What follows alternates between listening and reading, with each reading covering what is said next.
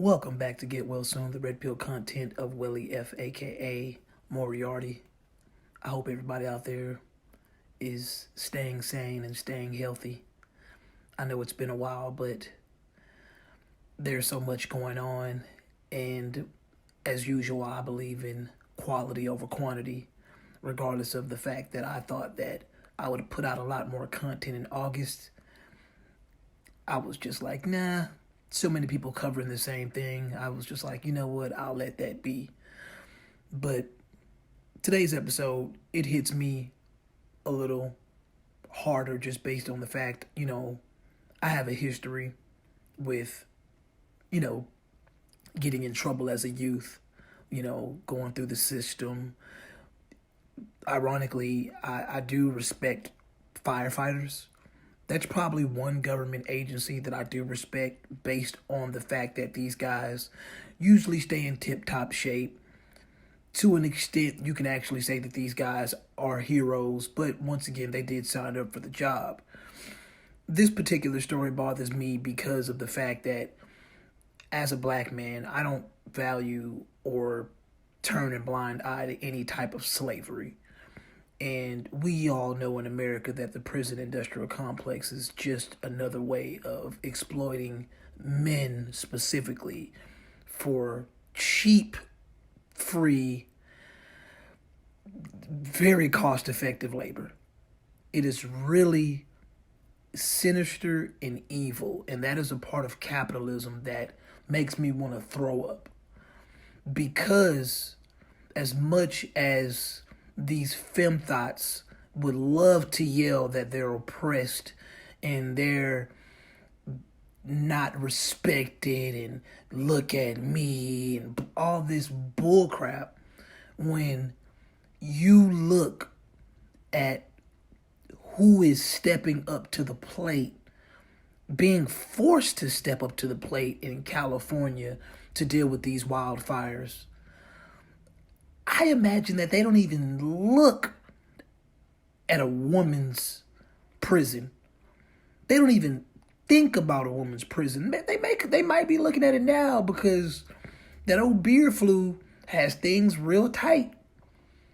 Fortunately, because I know a lot of men, they probably see these wildfires as an opportunity to get out and get some fresh air.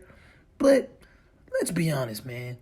Nobody's out here. No inmate, no sane inmate is out here trying to fight wildfires versus just being comfortable with his 3 meals, his 4 square room, his 4 wall room or whatever, in a cot, 3 hots in a cot. Like, a lot of inmates would probably say, you know what, I'm good with this, versus going out there and risking my life for a country and a state that doesn't value my life. And that is proof, dead on proof, that their lives are not valued. This California inmate firefighter system has been going on for years. It's nothing new, but this is just one of the several instances that makes me want to punch a person in the face, especially when I hear them even consider men not being oppressed. Because I'm of sound mind to believe that there are oppressions in so many factions, but the fact of the matter is, I'm always able to come across clear proof that men are oppressed to the point of their lives are seen as disposable. Whether it's on a political scale, whether it's on a social scale, whether it's, on a labor scale, men are disposable. And it is baffling to me that it's not talked about enough, but once you take the red pill, you're not shocked by this stuff anymore. Like, you have your little moment where you're like, and then you come back to the reality of, oh yeah, we are on Earth. A lot of us are in these first world countries, and for my Westerners out there, you already know men's lives are not valued, especially if you're not an attractive man, especially if you're not a man of status. Your life is not valued. Men are disposable. It's scary, man, but it's the truth. And for any guy out there raising a son, you don't need to terrify him with the fact that our lives aren't valued as much as women. And the crazy thing about it is, I understood for a while why women had such value placed upon them based on the fact that they were seed carriers. They were the ones that were giving birth. But now you live in a country where women don't even give birth at the rates they used to 50 years ago.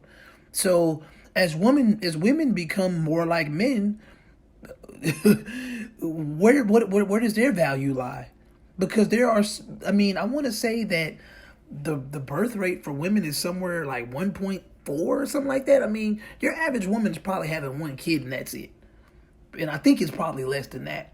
I could do a video on it, but I'm pretty sure in the red pill community, you've heard this before. So when it all comes down to it, like I said, 10 years ago, I could understand why. Okay, you gotta value the lives of women, their precious cargo. These bitches ain't even carrying anything anymore besides STDs now. So why are their lives so much more valued than men now? When men are the one that actually have physical strength that is exploited on a day-to-day basis. Your average man and your average woman, and we all know this, your average man is stronger than your average woman. When it comes to the need for physical strength, you're going to a man first. We get that. But now we're in a time where a man's physical strength, it shouldn't be overvalued based on the fact that, oh, these women these days that want to be men, they're pumping steroids. They're doing all they can to become fictional men, to become, I guess you can say, trans men or whatever. They transform into men. But the reality is, I mean, they want to walk the walk. They want to talk the talk. Let them. Gone are the days where men step up to the plate to be disposable. Yeah, you better go to a prison where these men have had their rights stripped away from them, because I guarantee you there's going to be a faction of men out there that refuse to step up and be disposable. And I am one of those men. I refuse. If your country is burning, let it burn. They didn't value you before, and they won't value you after. And I've talked about this before when I talked about the fires in Australia. The fires in Australia was an eye-opener. It should have been an eye-opener for many of you.